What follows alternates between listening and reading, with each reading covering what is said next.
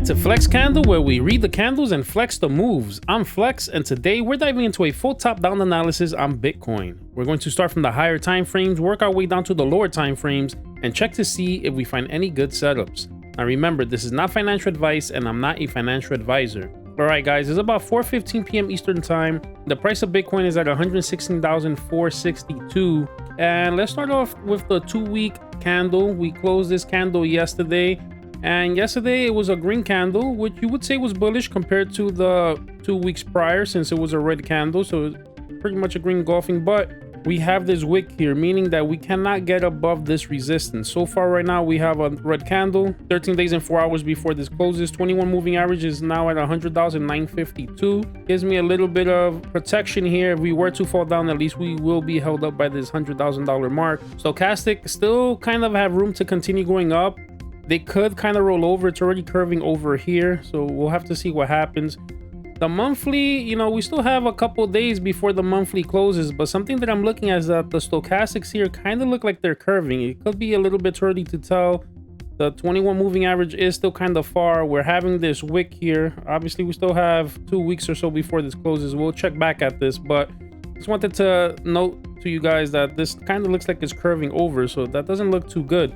Now on the weekly chart, we closed yesterday as well. This to me kind of looks like a topping tail, similar to this one over here. Right now we're red, 6 days and 4 hours before this closes. 21 moving average did jump up to $105,408. Stochastics still look to go on the way down, and again, heavy resistance right here across this line we cannot get above. So this is looking a little bit weak to me. The 6-day chart, same thing.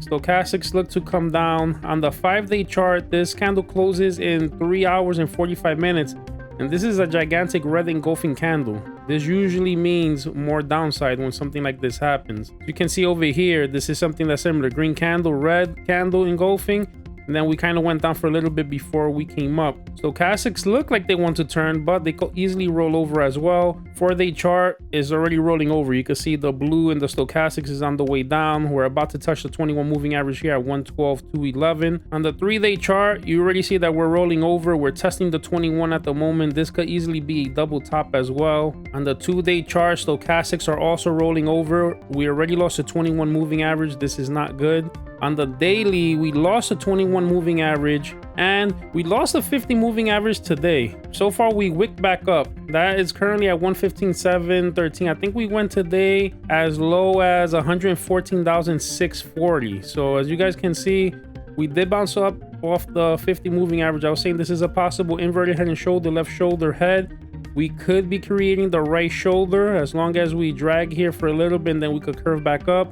Stochastics are getting towards the bottom. We still have a lot more room to continue going down. We could possibly even go sideways here, but as long as we don't get to this 80 moving average, which is at 111,956, as long as we don't go below this head, this could still be a potential right shoulder for the inverted head and shoulder, and this could be the move that gets us out of here. 22-hour chart, we're low on the stochastics, but look, we lost mostly all the moving averages. Right now we're being held up by the 100 moving average at 115,631. The 200 moving average is at 110,719. See, the 12-hour stochastics are low.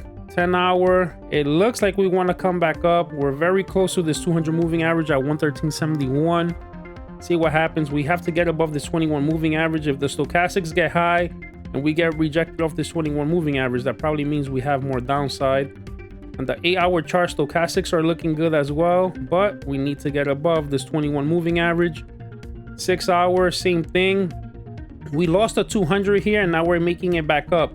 Super important for us to stay above this 200 moving average. If we lose this, then the next line of defense is going to be the 8-hour, and that's at 113. So we need to stay above this 200 moving average on the 6-hour. On the 4-hour chart, we lost the 200 again. Now, what's kind of a little bit bullish for the time being is that the stochastics are on the way up. We lost the 21 and the 200, but it's possible that maybe we could get back above this 200 moving average by the time the stochastics come up here. And now we do have to hold that as support.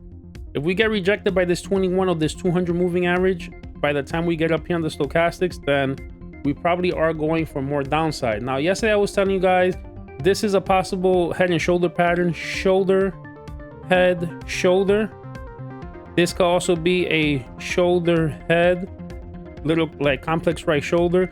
The point is, we did break the neckline and we did come down. We didn't do the full measured move. Again, now if we get rejected from this 21 moving average, the 200 moving average, and then we fall down, then we probably will make the full measured move. But there was some gains here if someone did short. I didn't short. I don't really like shorting Bitcoin. I have to be like 100% sure, and then I could do it. Like if we get rejected from here, then I could probably short, because then I feel like we have no strength to continue going up, and then we probably are going to come down and test at least 112, 111. On the 1 hour chart, the stochastics are toppy. We got above the 21 moving average, but now that they're toppy, will we be able to stay above this? We must get above this 200 moving average as soon as possible. 15-minute chart, we're low on the stochastics. We did get back above the 21, but I need to see us get above this 200 moving average. 116,964. Right now, Bitcoin's at 160,338.